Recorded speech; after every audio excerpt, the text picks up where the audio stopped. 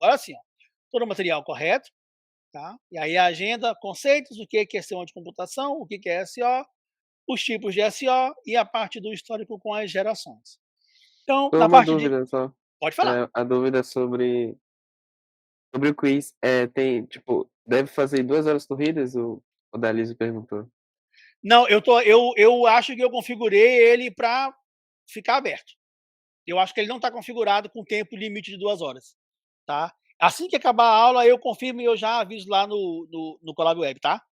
Mas eu acho que eu raramente uso o padrão de 2 horas. Eu sempre deixo o meu quiz funcionando por 1 dia, 2 dias, tá? E aí sempre coloco lá o padrão de uma tentativa, né? Então Ah, a ideia é uma tentativa só, mas ele fica aberto 24 horas, 48 horas, tá? Mas eu acabando a aula, eu confirmo lá, tá?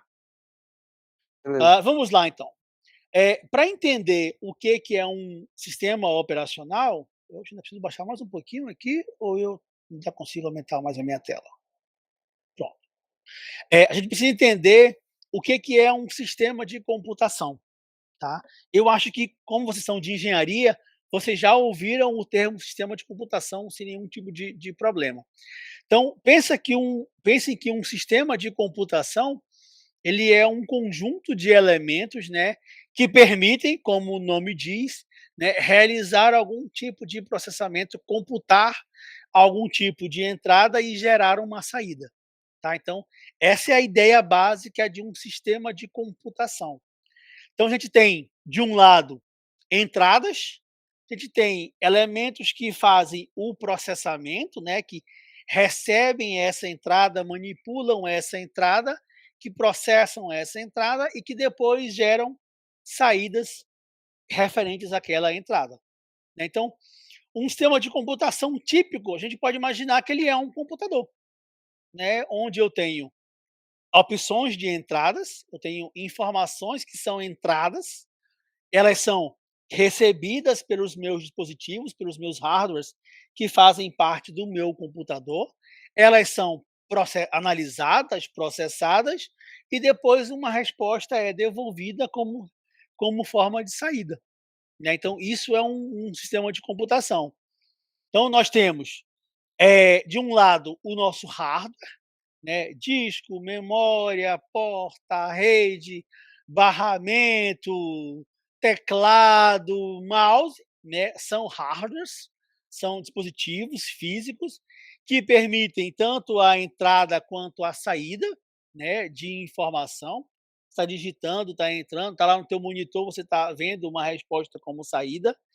E você tem na outra ponta de um sistema computacional o software, né, os aplicativos agora, o teu editor de texto, o teu tocador de mídia, teu player, teu editor de gráfico, de planilha, de apresentação, o teu navegador, né, o teu jogo. Então, você tem aplicativos onde você consegue fazer a entrada de dados e também receber a saída de dados, e você tem uma camada nesse meio do caminho aí que faz esse negócio todo funcionar, né? É a cola que dá a liga para esse negócio todo, que é o sistema operacional, né? Aí vocês vão dizer assim, professor, mas o sistema operacional, então ele só faz essa interface, ele só faz esse meio de campo aí entre o hardware e o software? Eu digo, mas será que ele só faz isso? Será que isso é um trabalho tão pequeno assim? Vou fazer uma pergunta. Vocês imaginam que vocês receberam a incumbência, né, de escrever um código onde você é obrigado a enviar uma informação, de uma máquina para outra máquina. Eu estou querendo fazer um ping de rede, digamos assim. Eu quero mandar estou ao vivo de uma máquina aqui para uma outra máquina aqui. Hoje em dia, usando os sistemas operacionais, você tem ali o comando ping, o comando trace, tem vários comandos que te permitem fazer isso. Mas se imaginem tendo que fazer isso, sem existir um sistema operacional.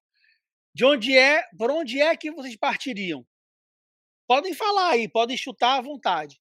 De onde é que vocês começariam a desenvolver um programa, um aplicativo, uma ferramenta que vai mandar um oi, estou vivo da tua máquina para uma máquina do lado? Pensem aí. Alguma ideia? Vamos pensar em redes. Como é que você sabe, né, que a tua quem é a máquina do lado? Como é que tu vai alcançar a máquina do lado? IP? Pelo IP, tá. Mas aí, tu tem o como é que tu vai conseguir o IP do outro lado? Tu vai ter que perguntar do cara, né. Uhum. Ó, beleza, vou perguntar: "Qual é o teu IP?" Aí 1, 2, 3, 4. Aí o meu é o 5, 6, 7, 8. Legal, sabemos o IP. Agora eu preciso enviar uma informação da minha máquina para outra máquina via IP. Aí alguém já respondeu aqui, o Odalizo já respondeu ali. Eu tenho que entender como é que funciona a minha placa de rede, né. Eu tenho que saber manipular o driver, né, o software que entende ali a minha placa de rede para dizer: "Placa de rede, quando eu disser 1, é que eu estou te enviando uma informação e aí tu vai enviar um 'Oi, estou vivo' para a máquina do lado que tem o IP 1, 2, 3, 4", né. Fora isso, você ainda precisaria entender como é que o teu teclado funciona, para poder descrever isso aí. Então, assim, a função do SO, embora ninguém perceba, né, ela pareça trivial, banal, simples, ela é extremamente importante.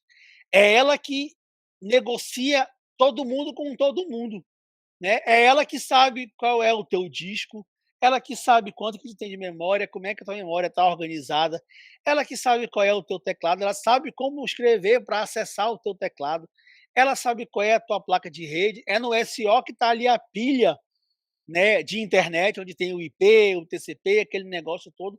Então, o SO, ele é um cara importante, importantíssimo, para que a gente consiga fazer qualquer sistema de computação funcionar, né. É inviável hoje em dia imaginar que alguém vai escrever um programa para um programa onde ele precisa imprimir, aí ele tem que saber o driver da impressora Epson L220 não sei o quê. Agora, aquela quebrou, entrou uma Lexmark, ele tem que saber como é que ele funciona, como é que funciona o driver da Lexmark A, B, C, D. Isso não existe, né, e é praticamente inviável. Então, o SO é o cara que faz esse meio do caminho aí, né. Quando você instala o SO, você instala junto com ele uma série de softwares, de aplicativos, de sistemas, de drivers, onde ele sabe reconhecer o teu disco, ele sabe conversar com o teu disco, ele sabe colocar conteúdo na memória, ele sabe conversar com o driver USB para falar com o teclado, com o mouse, com sei lá, a canetinha para escrever, ele sabe negociar com a placa de rede, então é o SO que faz todo isso aí. Ele sabe receber um dado que está vindo da tua aplicação, do teu Word, do teu Excel, do teu Google Drive, né, e sabe enviar essa informação para o hardware, tá. Então, o SO é o cara que faz o sistema de comunicação funcionar. Sem esse cara, nada acontece, tá bom?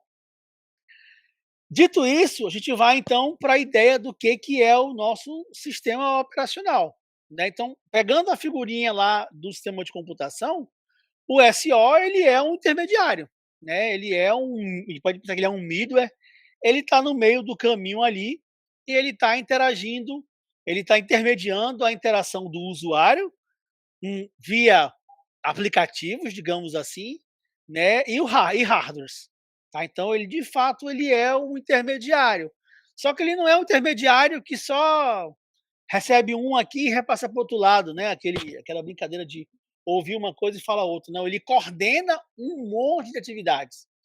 Ele precisa coordenar para saber como é que está o uso do teu hardware, teu uso de CPU, teu uso de memória, de entrada e saída, como é que está o teu espaço em disco, teu espaço em memória. Então, tudo isso é coordenado pelo sistema operacional. Então ele tem N funções ali, N gerências, N gerenciamentos que ele executa para garantir o correto interfaceamento, intermediamento, se a palavra for essa, do aplicativo, do usuário com o hardware. Sem um sistema operacional, esse negócio não funcionaria com certeza, tá. Que mais que nós temos aqui? Então, se o SO ele faz o meio de caminho, quais seriam então os objetivos para o nosso sistema operacional, né? Então, primeira coisa que ele tem que fazer é executar os softwares, os aplicativos, os programas, né? E faltou aqui uma parte aqui, né? E facilitar o seu uso, né? Não adianta eu ter um Word lá, só que para poder imprimir eu preciso saber qual é o driver da impressora Lexmark A, B, C, D. O driver da Epson não sei o que, da Samsung, não adianta. Então a função do SEO é que eu consiga executar o meu aplicativo, o meu programa, o meu sistema, né? E que ele seja fácil de uso, tá? Então, ele precisa tornar o meu sistema de computação fácil, conveniente, né, para que de fato eu queira usá-lo sem nenhum tipo de restrição. E ele precisa tornar eficiente o uso dos meus recursos, né. A gente sabe que memória é um recurso finito, energia em dispositivos, mobile é um recurso finito. Então não dá para colocar tudo em memória e achar que vai funcionar muito bem. Não dá para gastar energia loucamente e achar que tudo vai ficar muito bem. O meu espaço em disco lá, o meu HD, também é finito, né? Não é porque eu tenho agora teras que eu vou salvar tudo a Deus dará. Não, não vai, não funciona assim, tá? Se fosse resumir, um SO ele tem duas funções. Ele precisa abstrair e ele precisa gerenciar recursos, né? Ele abstrai recurso quando ele torna o uso simplificado, quando eu não preciso saber qual é o driver da impressora. Eu sei que eu tenho uma impressora instalada, está lá, impressora padrão, mandei imprimir, imprimiu.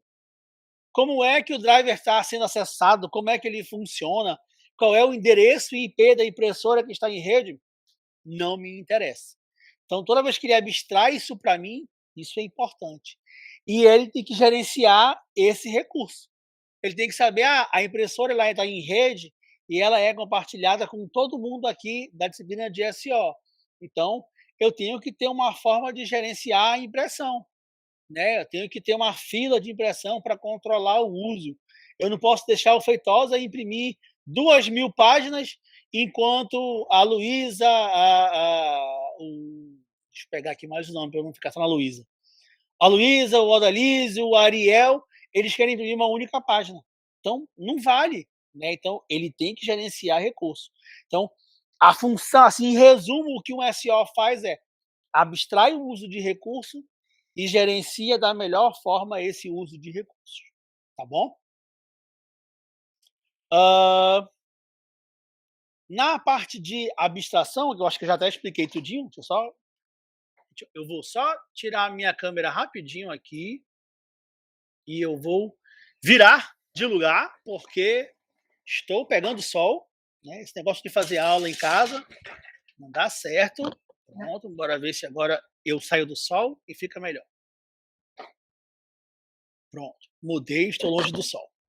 Ah, na hora, quando se tem ali a ideia da abstração, né, é aquela ideia que eu já acabei de falar. Não me interessa eu entender, eu saber qual é o driver, como é que funciona, como é que está configurado, isso não é importante para mim.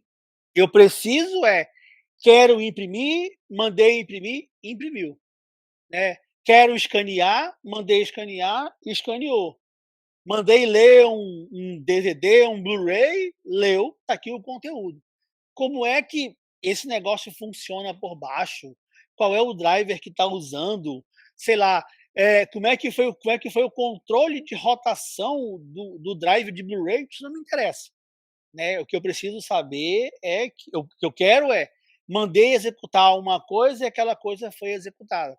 Então essa função de abstração é o SEO que faz, né? Obviamente ele não faz sozinho, né? Toda vez que a gente instala um hardware novo no sistema operacional, a gente está instalando o driver dele, para que o sistema operacional saiba como é que ele funciona, saiba quais são as interfaces que eu tenho para acessar aquele hardware. Tá? Então, sempre vai funcionar desse jeito. A instalação de um dispositivo, de um driver, Não é para ser bonitinho não, é para que o sistema operacional entenda aquele hardware e saiba como acessar os recursos que ele está ofertando, né, as interfaces que ele tem de acesso para o recurso. Bora, volte para cá, continuando, né, com a ideia da abstração, a gente, né, entende que nós temos agora a interface de acesso ao recurso, ao dispositivo, que elas agora são muito simples, né, um aplicativo, se eu quiser criar agora uma aplicação minha para fazer impressão, eu não preciso descer até o driver da impressora. Eu vou lá no SO e digo: "SO, eu preciso imprimir", aí ele vai dizer assim: "Use essa interface aqui, eu tenho uma interface que é específica para impressão". Com essa interface, essa API, a gente pode chamar de API, né, com essa API aqui, ó, se você perguntar, eu vou te responder a lista de impressoras instaladas nessa máquina, ou que estão acessíveis. Aí, com essa lista, você escolhe uma impressora e manda fazer a impressão usando essa outra interface. Essa é a abstração que o SO provê, fornece, né. Aí, assim, eu consigo criar qualquer aplicativo independente do meu hardware. Eu não preciso saber como é que a máquina do Feitosa é. Eu sei que o SO que o Feitosa tem, que é um Mac, um ASX lá, ele vai me fornecer uma interface assim, assim, assada. Pronto, tá. E agora eu tenho interfaces homogêneas, né, similares, para um bando de dispositivo, né, eu não tenho mais uma interface só para o Epson, uma interface só para a Samsung, não, eu tenho uma interface de impressoras, de scanners, que funciona igual para qualquer tipo de dispositivo, tá. Então, isso é essencial, é uma função básica e é o objetivo, final de um SO, que é fornecer a ideia da abstração. Já a gerência do recurso, a gente agora tem aplicativos, sistemas, softwares, querendo usar o hardware para alcançar lá aquilo que foi programado, aquilo que foi solicitado, né. Então, o que acontece é que, se o meu sistema ele é multiusuário, né, ou então tem várias operações do mesmo usuário ao mesmo tempo, isso pode dar algum tipo de conflito, porque eu posso ter 2 aplicativos querendo usar, o mesmo recurso ao mesmo tempo, impressão, memória, barramento, algo do tipo assim. Então, é a função, né, da gerência de recurso criar uma espécie de política para uso. Então, assim, ó, quem é que vai utilizar a memória agora? É fulano. Quem é que vai utilizar isso agora? É ciclano, e assim vai. Então tem uma série de gerências que o SO faz para manipular os recursos, onde ele define políticas, define regras para que os recursos possam ser corretamente utilizados. Eu vou já mostrar ali uma ideia de gerações de SO, e aí vocês vão entender por que gerenciar recurso é necessário, tá. Então, um exemplo é, como é que eu garanto o uso do processador para todo mundo, para todas as aplicações, para os usuários? Como é que eu também garanto o uso de memória, o espaço em memória RAM, para que todo mundo possa usar o seu aplicativo? Então isso quem faz é o SO, através da sua gerência de recursos. E é interessante, né, é essencial, porque sem isso aí, a gente não vai conseguir fazer o cara funcionar. Chegamos então, pessoal, alguma dúvida aí? Chegamos à parte dos tipos de sistemas operacionais, tá. Então é bem rapidinho, acho que não vale a pena explicar muita coisa, é mais para ter uma visão geral do que existe de sistemas operacionais, tá. Então, de forma geral, os sistemas operacionais eles podem ser classificados de várias maneiras, tá, de acordo com algum tipo de parâmetro, algum tipo de hardware, para o uso, e essa classificação ela varia de autor para autor, tá. Então se eu não estou enganado, o meu material aqui está muito similar ao material do Mazieiro, mas se você for pegar um material mais antigo, pode ser que não tenha, por exemplo, SOs para dispositivos móveis, né? Ou pode ser que alguém tenha criado o SO para dispositivo móvel, onde o móvel é só o mobile, e aí agora tenha um SO para IoT, para sensores, entendeu? Pode ser. Então, essa definição de tipos ela é muito vaga, depende muito de cada autor, mas as ideias elas acabam sendo parecidas. Então, assim, o primeiro tipo de sistema operacional que foi criado era o sistema em batch, né, que era um sistema em lote, onde você executava tudo de uma única vez. Então, os antigos sistemas operacionais funcionavam assim. Todos os programas a serem executados, eles eram colocados numa fila, né, tanto o programa quanto o dado, né, a aplicação e a informação, e esse negócio era colocado e executado na fila, né? Então, chegava alguém lá e colocava, sei lá, uma quantidade de mil conteúdos entre programa e informação. O próximo que chegasse tinha que esperar esse 1000 ser processado para poder, a partir dele, ser colocado em execução. Então era uma fila, era um FIFO mesmo, né? O primeiro que entra, o primeiro que sai. Só que, como era tudo junto, aplicação e informação, esse negócio poderia demorar. E lembra que antigamente as máquinas não eram boas, então esse negócio demorava geralmente semanas para você conseguir colocar algo em execução. Com o surgimento de rede, vieram os SOs com suporte à rede, ou baseados em rede, né? Eles têm agora suporte de rede e agora eles conseguem trocar informação de uma máquina para outra máquina, né? Conseguem compartilhar arquivos, compartilhar dispositivos, impressora, scanner, tudo aquilo que puder ser acessado ou acessível via rede, está lá. Então, hoje, um SO moderno, ele não é mais um SO em batch, né? Vocês concordam comigo? Né? Você consegue executar muita coisa em paralelo, né? Então, essa ideia de multiprogramação, multitarefa, é concorrente do batch.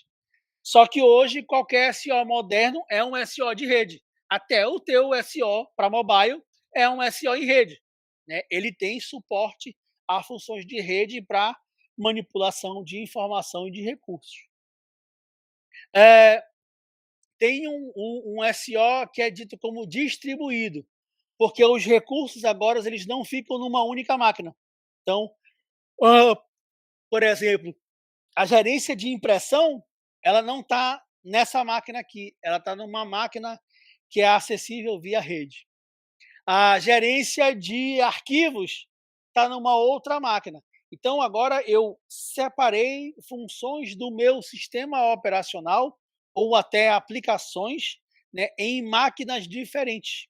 E aí eu uso a rede para poder me comunicar e executar essas diferentes operações. Por isso que é chamado de desculpa, gente, de um sistema operacional distribuído, né? Ele distribui a sua operação entre todos aqueles que fazem parte desse grande SO, digamos assim. Tem o SO que é multiusuário, onde ele suporta mais de um usuário. Então, todos os nossos SOs hoje em dia eles são multiusuários, né? Acho que todos eles têm aí tem suporte ao multiusuário. Então, eu tenho um dono de cada informação, eu posso ter um dono de um recurso também. Tem aqueles que são desktop, voltado para o usuário doméstico e corporativo. Então, hoje o nosso SO moderno ele é desktop, multiusuário, com suporte à rede, né? Eu não diria que ele é distribuído, mas ele tem suporte à rede. Tem o servidor, né? Então é aquele SO para servidor, onde o servidor ele só responde solicitações, né? Ele geralmente não tem interface gráfica, ou se tem, não é grande coisa, ele é feito para uma tarefa muito mais específica, né? Para gerenciar grandes recursos, digamos assim, ou aplicações. Tem o SO embarcado, aquele que vai operar em recursos mais escassos, né? Um SO para mobile pode ser considerado embarcado, mas uma televisão é um embarcado, uma geladeira, um sensor para IoT é um embarcado, tá? Então, tem esse tipo de sistema operacional. Tem o SO de tempo real, onde o comportamento temporal dele é o essencial, onde tem que ser previsível, né? Ele tem que executar uma operação de tempos em tempos de forma previsível, né? Pode ser que ele tenha baixo hardware, mas o que me importa aqui no caso é a execução temporal dele. E por fim, o mobile, né, o móvel, que é utilizado em tudo que a gente conhece hoje aí, desculpa, que se encaixa como dispositivo móvel, tem um sistema operacional para mobile, onde a prioridade agora é consumo de energia, né, guardar a bateria e tentar, manter a conectividade da melhor forma possível. Além de um monte de sensores que esse cara pode ter também aí. Tudo bem? Então, são esses 8 não, 9 tipos de SOs, os mais usuais, né, os mais empregados aí para classificação. E aí a gente chega na parte então do histórico dos sistemas operacionais, tá? Eu separei essa parte de histórico em gerações para ficar mais fácil de entender. Então tem a primeira geração, que é os primórdios da computação ali, de 45 a 55. A segunda geração tem mais 10 anos aí.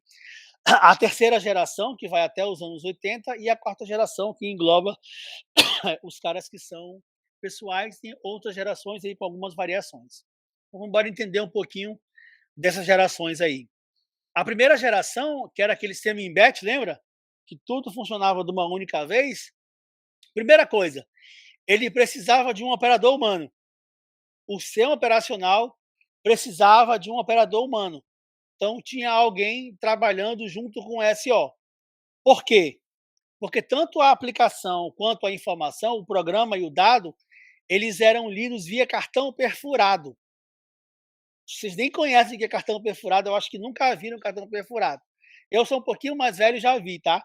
Então tinha cartão perfurado. Então, você, programador, fazia o teu código lá em Fortran, tá? Que já tinha naquela época, e aí você fazia o teu código e perfurava um cartão com o teu código todinho. Aí você precisava entregar o teu código em cartão perfurado para o operador. Aí o operador entendia, isso é Fortran, aí ele buscava um monte de cartõezinhos que eram o compilador do Fortran, que era o Fortran em si. Aí colocava o Fortran, colocava depois do Fortran o teu código. Aí isso ficava na fila até ser lido e processado, tá? Então, você imagina como era trabalhoso programar naquela época. Então, era o primeiro SO, ele era simples e rudimentar. Ele fazia o básico do básico do básico, né? E o SO, ele era literalmente vinculado ao hardware. Então, o SO, ele só funcionava no IBM ABC, no NEC XYZ. Então, o SO, ele era o SO daquele hardware. Não dava para pegar o SO dali e eu vou colocar no outro, não funcionava. O SO era vinculado ao hardware, de fato. E o SO, na prática, ele era um único programa, ele era monolítico, tinha só uma única caixa, chamada de monitor residente, né, que já ficava em memória, e o que ele fazia era ler aquele material todinho dos cartões, processava, gerava saída. Então ele era basicamente, ele mandava ler, lia aquele negócio todo, colocava em memória, processava e aí mandava imprimir naquela matricial, coisa pequena lá de 130 colunas, tá? Então, assim que era um SO lá das antigas. Qual era o problema? O monitor residente era um único cara, enorme para a época, né? Só fazia uma função, e ele só conseguia executar uma tarefa por vez, né? Então, executava uma única tarefa por vez e ele não conseguia distinguir onde é que uma tarefa acabava, onde a outra tarefa começava, tá? Então ele tinha uma série de problemas. Para resolver a questão de onde acaba e onde começa, foi só colocar um cartão de controle para dizer aqui, ó, acabou, próximo, para ele entender melhor. Mas a função de ele executar uma única operação por vez, colocar um único conteúdo em execução, não tinha o que fazer. Tá? Morreu desse jeito, a geração foi criada desse jeito e ficou desse jeito. Então, você imagina que isso aqui era o teu cartão.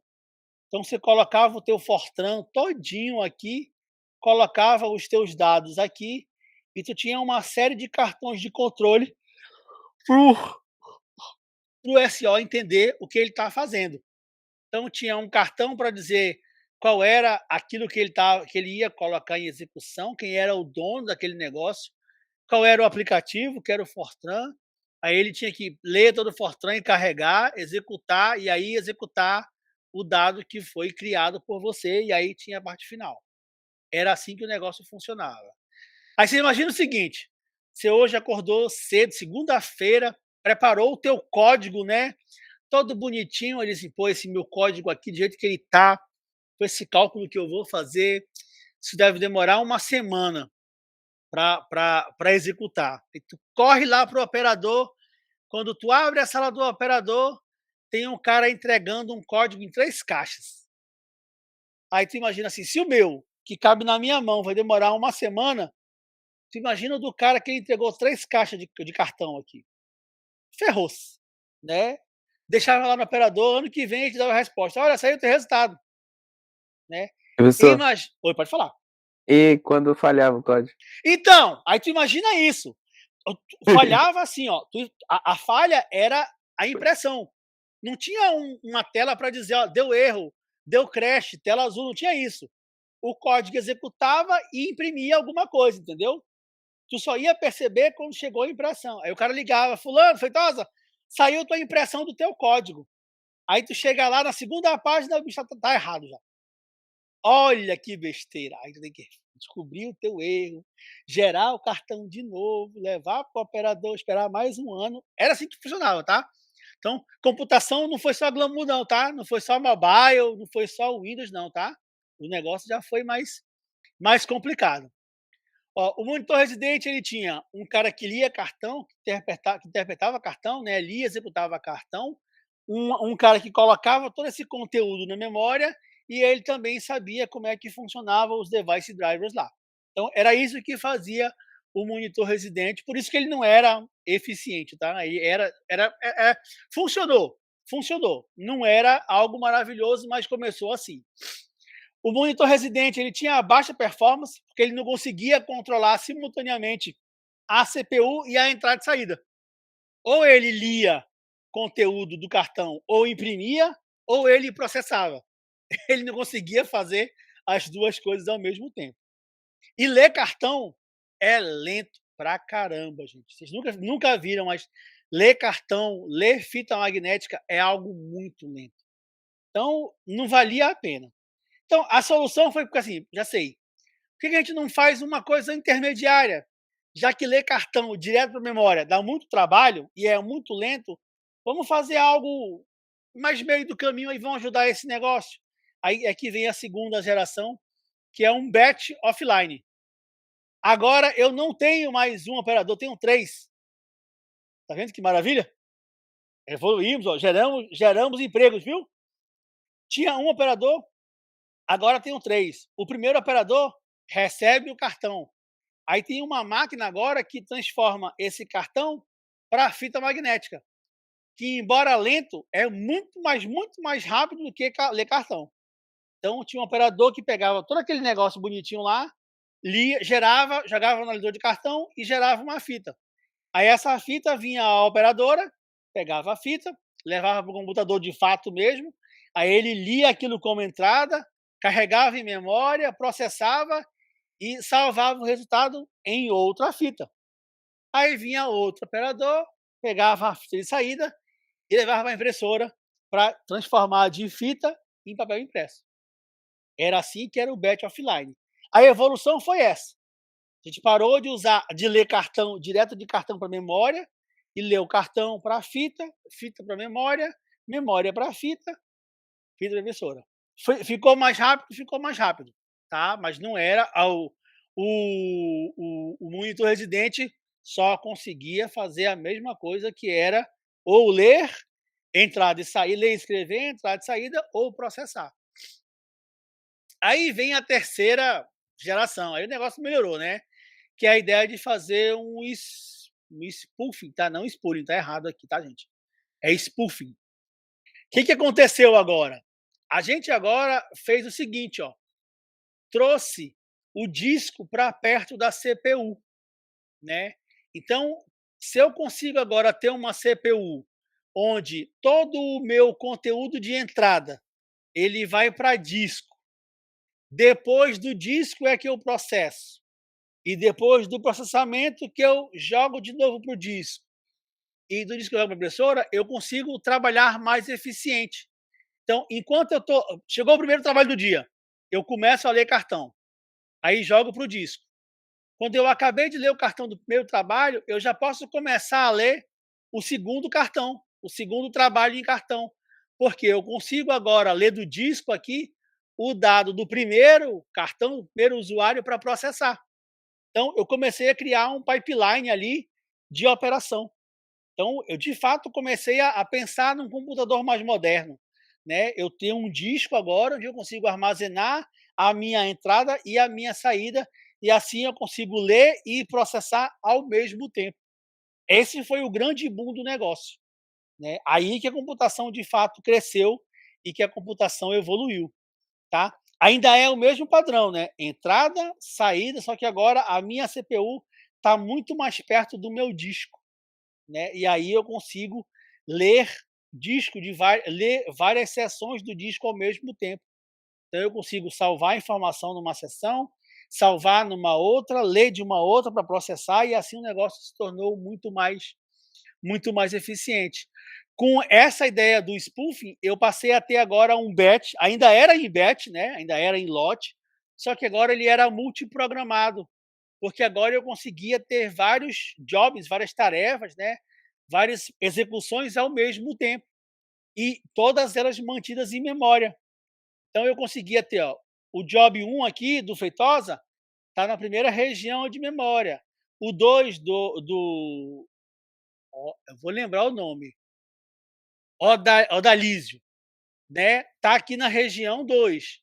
O 3 da Ariel tá aqui, e assim vai. Então, conforme fosse a minha memória, quanto maior fosse a minha memória, eu conseguia alocar mais trabalhos lá nesse cara.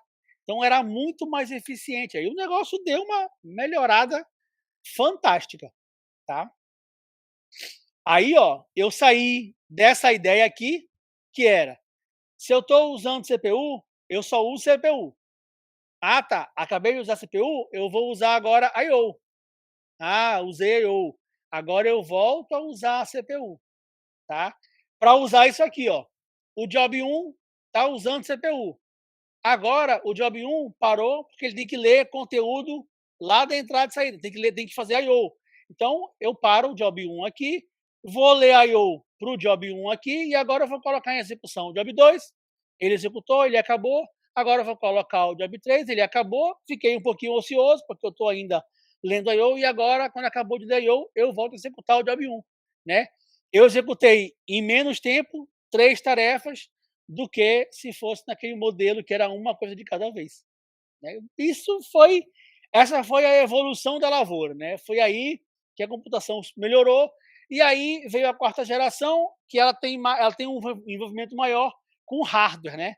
Porque aí ele foi miniaturizado, saiu daquela válvula, daquele negócio horroroso, para transistor, aí o hardware diminuiu, ficou muito mais fácil ter o disco perto da entrada e saída, o espaço do disco foi aumentando, a memória foi aumentando, né? Aí se criou teclado, mouse, tela, impressora, esse tipo de coisa, e aí é o que nós temos hoje em dia. E aí o SO, de fato, só se adaptou, né? O SO moderno, ele funciona com esse padrão de multiprocessamento, tá? Ele funciona com essa ideia. Só que agora ele tem mais acessórios, mais gerências, para ele controlar a memória, entrada e saída, arquivo, aquele monte de coisa, tá? Então, a quarta geração, ela é mais ou menos uma consequência da terceira geração, aproveitando a evolução tecnológica. Foi isso que garantiu que o negócio ia funcionar muito bem.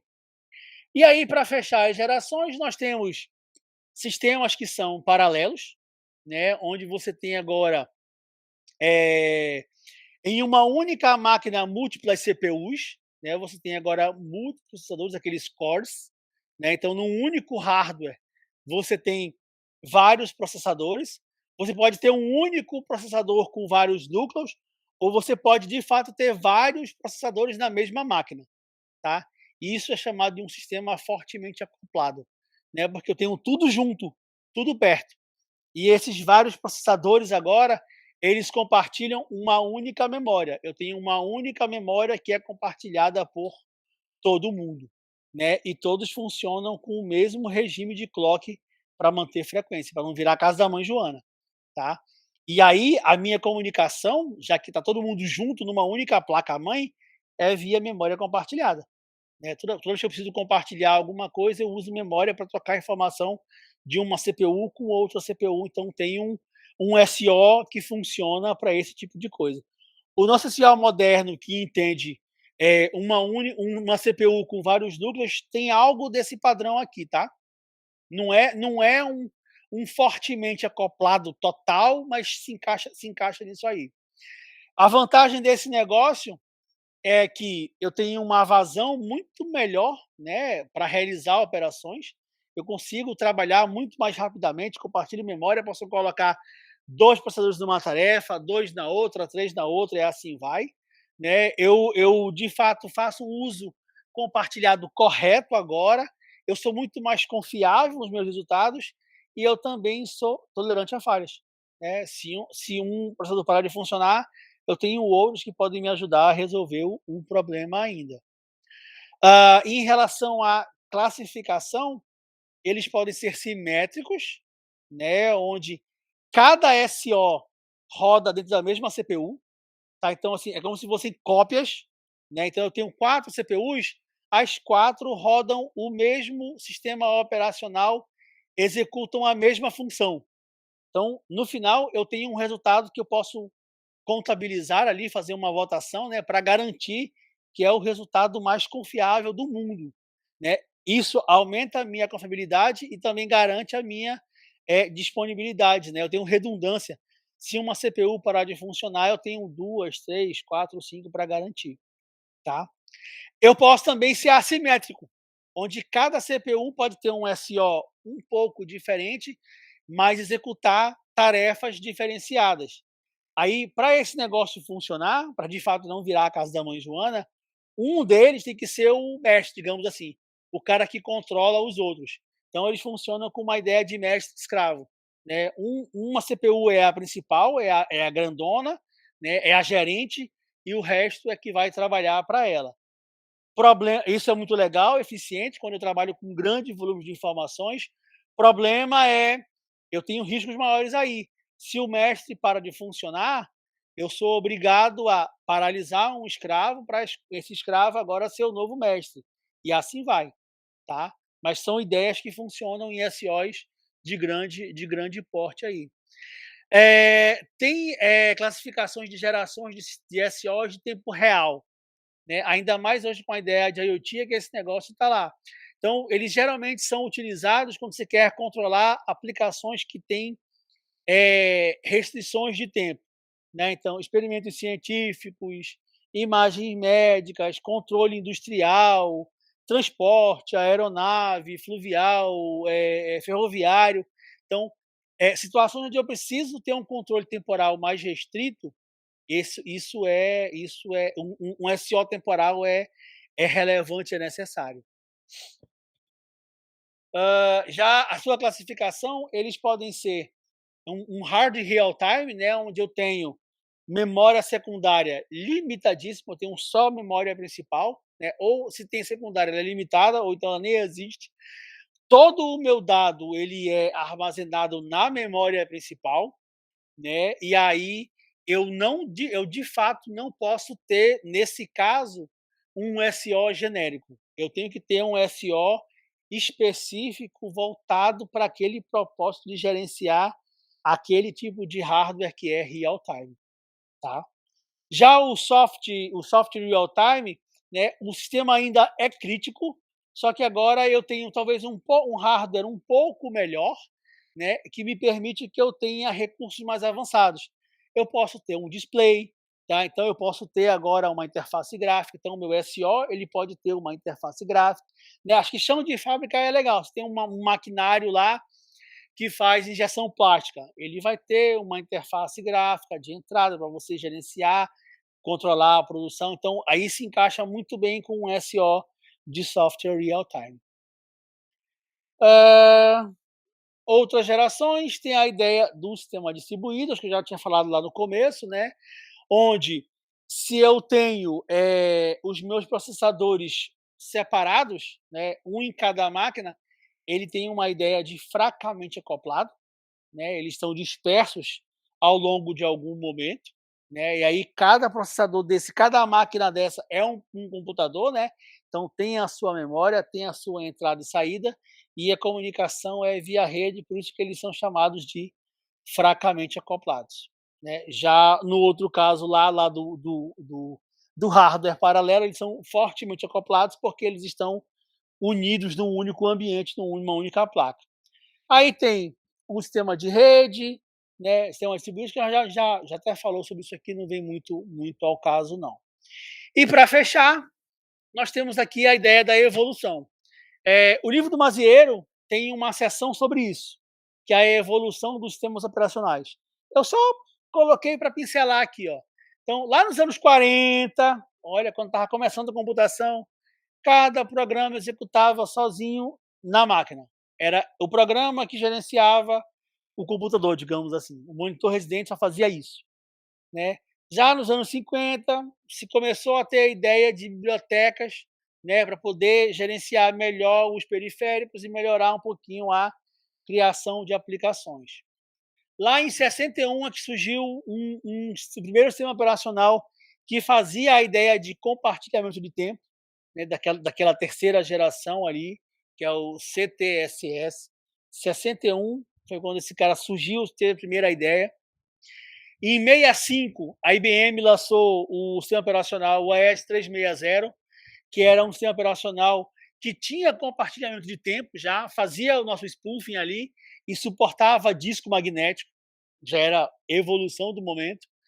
Em 65, o MIT, a GE e o Laboratório Bell, eles criaram o Multics, né, um sistema operacional conceitual que foi empregado para a criação de outros sistemas operacionais, como o Unix, como o Linux, esse tipo de coisa.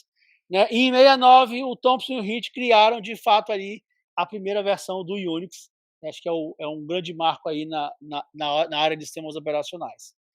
Eu não coloquei mais, no livro do Mazieiro tem um monte, vocês vão dar uma olhadinha lá.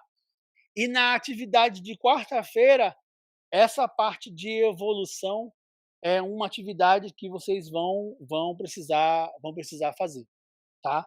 Vocês vão ver na quarta-feira quando chegar lá a parte quando tiver habilitada a atividade como um todo. Senhores, o conteúdo para a gente começar era isso, era essa introdução geral a sistemas operacionais, e embora na quarta-feira já esteja marcado que é a continuação desse conteúdo, como ele é um conteúdo bem inicial mesmo, só para contextualização, eu já vou na quarta-feira falar da estruturação de um sistema operacional. Tá? E lá eu quero falar com mais calma para explicar como é que um SO é estruturado. Então, assim, a atividade que vai iniciar na quarta-feira é só sobre esse conteúdo desse slide de hoje, daquele vídeo que eu já coloquei no YouTube e do primeiro capítulo do livro do Mazieiro, tá? Então, na quarta-feira eu não vou mais falar de introdução e já vou entrar de fato na ideia de como é que um SO é organizado, quais são as suas funções, para na outra semana explicar isso com mais calma, com mais detalhes. Tá bom? Senhores, dúvidas aí? Professor, eu não consegui entrar no Colab Web? No Colab Web, não. Parece que eu não posso me inscrever no curso. Isso, é porque sou eu que escrevo. Você está usando qual e-mail lá, Paulo? O e-mail do ICOMP. Tá. Me fale rapidinho aí, vamos procurar. Tá. Paulo Souza? Paulo Vitor de Castro Freitas. Eu vou escrever aqui no chat meu e-mail. Tá, bora ver se ele vai aqui. Paulo Vitor ou é Victor? Aqui, achei. Paulo Vitor. Achei. Achei. Beleza. Pronto. Está inscrito, 21 agora. Tem mais alguém, gente, que não está inscrito na disciplina?